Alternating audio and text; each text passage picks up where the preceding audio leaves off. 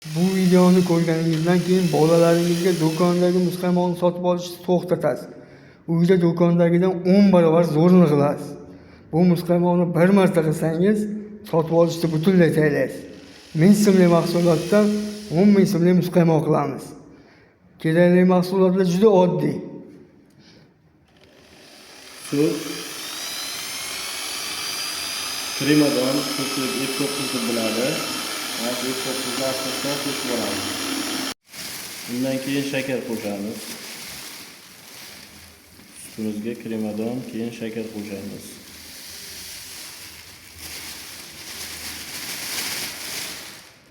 Va yaxshilab aralashtiramiz. Suxoy moloko. Buni ham aralashtirib olamiz. Oxirida vanilin qo'shamiz. Va yana yaxshilab aralashtirib olamiz. Va muzqaymog'imiz tayyor.